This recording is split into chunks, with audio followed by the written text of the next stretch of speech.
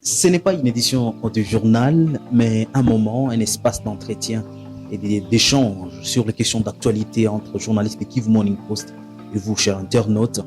Nous allons donc revenir sur des questions d'actualité pour la journée d'aujourd'hui.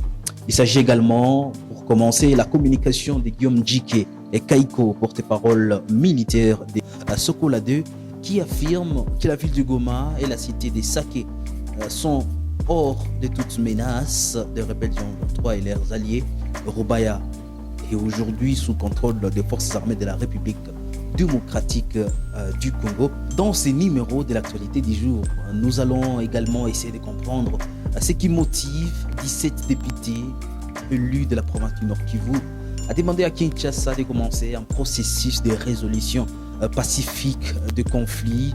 Vous savez, cette guerre à l'est de la République démocratique du Congo. Un élu de Butembo va plus loin et suspecte que le dialogue a déjà commencé entre le gouvernement congolais et le M23. Pour découvrir l'intégralité de l'actualité du jour, abonnez-vous à la chaîne.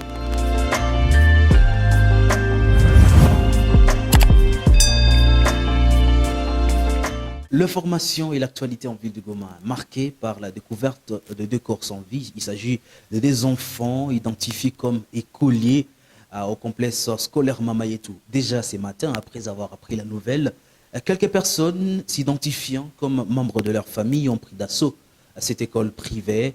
Dans les revendications, ils trouvent inacceptable et inconcevable qu'après un tel incident malheureux, que le responsable de cette école privée dise ne pas reconnaître l'identité de victimes et affirme que ces derniers n'appartenaient pas à leurs écoles.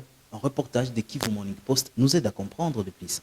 Les 2 enfants retrouvés morts au port public de Goma sont écoliers au complexe scolaire Mamayetu. Les personnes s'identifiant comme membres de la famille de Hippolyte Kamaté et Jonathan Kamaté ont pris d'assaut cette école privée. Ils jugent d'inacceptable que cette école puisse nier l'identité des enfants comme n'appartenant pas à cette école après cet incident malheureux. Pour eux, cette attitude frise une complicité.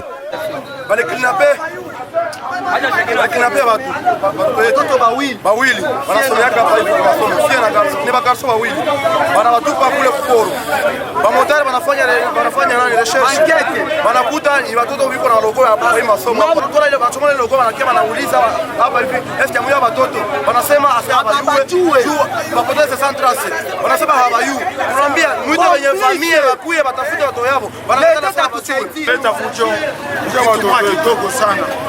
Bona mtu akikamata responsabilité anayoaka ichunga. Sasa unapatia responsabilité ashindwe ichunga. Banagia kupoza question est-ce qu'on a reconnaître aba bato kama unabafundishaka. Sasa unaona kama mbaya njoo nakatala kama ke aujue bale banafunzi yako. Njoo maana fujo tunakia leo. Atulombe kitu. Baisha potea atulombe kitu. Mais tunakuya tu Mungu wa mbinguni tuye kama sondiza huu mama njo alipana watoto yetu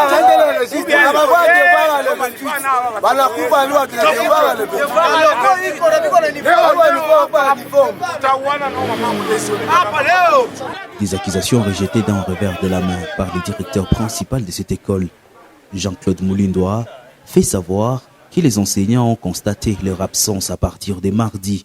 Ils sont bel et bien leurs écoliers, affirme-t-il. On a identifié les enfants avec les tricots de Mamayetu. C'est tout à fait évident qu'on dise qu'ils sont de Mamayetu. Tout ce que nous savons aussi que hier, les enfants n'étaient pas à l'école, effectivement. Le lundi, ils ont été à l'école. Mais le soir, effectivement, les parents seraient en communication avec l'enseignant pour dire que les enfants ne sont pas encore arrivés. C'était, je crois, autour de 16h-17h. L'enseignant me fait signe. Je lui dis non. Essayez de demander à la maman d'être en communication avec la police parce que déjà, un enfant qui quitte l'école normalement, nous terminons les cours à 13h moins 10, moins quart. Un enfant qui à 16h n'est pas encore arrivé à la maison, c'est déjà suspect. 2 enfants de surcroît. Il a essayé de continuer la causerie avec les parents. Alors nous ne savons pas si les parents ont fait d'autres démarches supplémentaires pour savoir où se trouveraient les parents.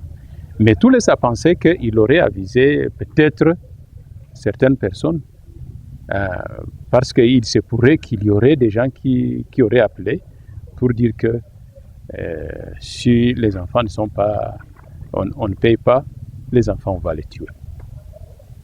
Tout ça, ça reste à vérifier auprès des parents. Vivant dans son entité, le chef du quartier Mourara s'est rendu à cette école, s'est saisir de la situation. Choqué par ces découvertes macabres, Nepon Sambora appelle le parent au renforcement de la communication avec les autorités de l'école pour pallier à de telles situations. Les parents et l'école sont des partenaires. Ils doivent collaborer, ils doivent échanger, ils doivent assurer que si l'école garde les enfants pendant la journée, il faut que l'école sache réellement que les enfants sont rentrés à la maison et que les enfants aussi, les parents informent l'école que les enfants sont déjà à la maison. Voilà un cas pareil est arrivé. Bon, c'est arrivé, oui, mais de toute façon, les parents doivent collaborer. L'école, ce sont des parents et les parents doivent aussi savoir l'évolution de leurs enfants à l'école. Donc, assurer la sécurité des enfants à l'école, c'est mieux que aussi que les parents assurent aussi le suivi de ces enfants. Notons que Hippolyte Kamaté et Jonathan Kamaté auraient été kidnappés et la famille n'a pas fléchi à la volonté des bourreaux. Ce matin, les corps ont été dépêchés à la morgue de l'hôpital provincial par la protection civile avant la poursuite des enquêtes.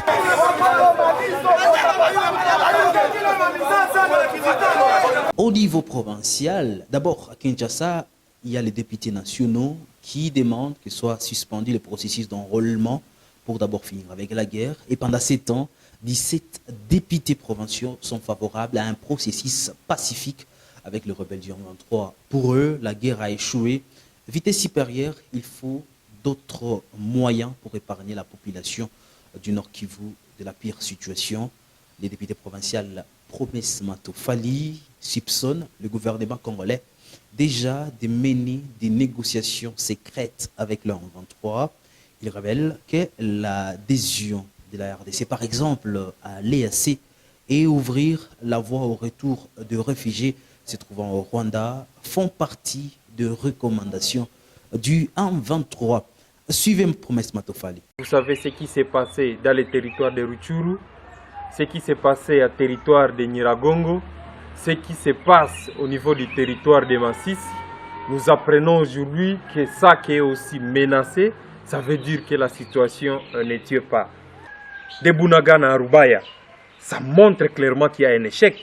Sur le plan diplomatique, il y a des déclarations, il y a des assises avec l'EAC, avec l'Union africaine. Le président est en train de faire des navettes, mais il n'y a pas de solution. Pour le moment, c'est déjà très clair que nous n'allons pas réussir sur le plan militaire. Voilà pourquoi nous disons que nous devons essayer avec la sphère politique, les négociations.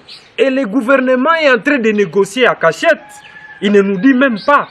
Vous avez vu que l'entrée de la RDC au niveau de l'EAC, c'était une recommandation d'IM23 que le gouvernement a appliqué précipitamment jusqu'à ce que le débat même au niveau de l'Assemblée nationale n'a pas eu lieu. C'est déjà une preuve qu'il y a des négociations. Deuxièmement, j'ai suivi le porte-parole du gouvernement, Patrick Mouyaya, qui a dit clairement que les réfugiés qui sont au niveau du Rwanda, on va les amener. C'est aussi une recommandation d'IM23. Ça veut dire qu'il y a des choses qu'on est en train de faire. Alors, au lieu de le faire à cachette comme ça, mais ouvrez directement les négociations et le gouvernement doit nous dire que veut le M23 concrètement. Le M23 avec quoi? On est en train de tuer les gens sont en train de mourir tous les jours.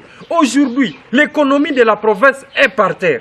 Et on doit nous dire clairement que veut le M23 en dehors de deux que le gouvernement accepte d'appliquer aujourd'hui. Ils veulent quoi concrètement? Mesdames, Messieurs, c'est la fin de l'actualité du jour. C'est un moment d'échange entre les journalistes de Kivu Morning Post et vous, chers internautes. Merci à vous de l'avoir suivi. Laissez un commentaire s'il le faut. Laissez votre j'aime. Si vous avez aimé cette vidéo, n'oubliez pas surtout, si vous êtes nouveau sur la chaîne, abonnez-vous pour découvrir d'autres vidéos. Et on se retrouve très prochainement avec le même plaisir. Portez-vous bien.